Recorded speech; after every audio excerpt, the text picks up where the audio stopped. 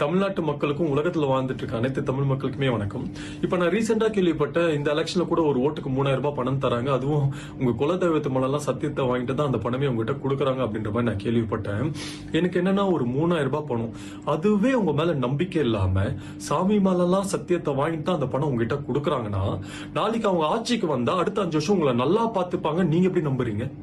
சரி, அதே கடவுள் கிட்ட போயிட்டு சாமி சாமி உன் மேல சத்தியம் பண்ணி நான் யார்கிட்ட இருந்து பணம் வாங்கினோ அவங்களுக்கு தான் நான் ஓட்டு போட்டேன்னு சொன்னா நீங்க வணங்குற கடவுள் ரொம்ப சந்தோஷப்படுவார் நினைக்கிறீங்களா? கொஞ்சம் யோசிங்க பிளீஸ். நாங்கெல்லாம் அப்படி யோசிச்சனால்தான் இதை தைரியமா எடுத்து மாட்டிருக்கோம். இந்த கட்சியில இருந்து வந்து யாரும் பணம் தரல. ஒருத்தர் தமிழ்நாடு நல்லா இருக்கணும், தமிழ்நாட்டு மக்கள் நல்லா இருக்கணும், இங்க எதுவுமே இல்லாதவங்க கூட அட்லீஸ்ட் அவன் ஒரு ஆவரேஜ் லைஃப் ஆச்சு வாழணும்னு சொல்லிட்டு நினைச்சு ஒருத்தர் எல்லாத்தையும் விட்டுட்டு லிட்டரலி எல்லாத்தையும் விட்டுட்டு உங்களை மட்டுமே நம்பி தமிழ்நாட்டு மக்களை மட்டுமே நம்பி ஒருத்தர் வந்திருக்காரு. பிளீஸ் அவரை தயவு செஞ்சு ஏமாத்திராதீங்க. விசில் சின்னத்துக்கு ஓட்டு போட்டு ஒரே ஒரு வாய்ப்பு கொடுங்க பிளீஸ். நல்லதே நடக்கும், கான்பிடண்டா இருங்க.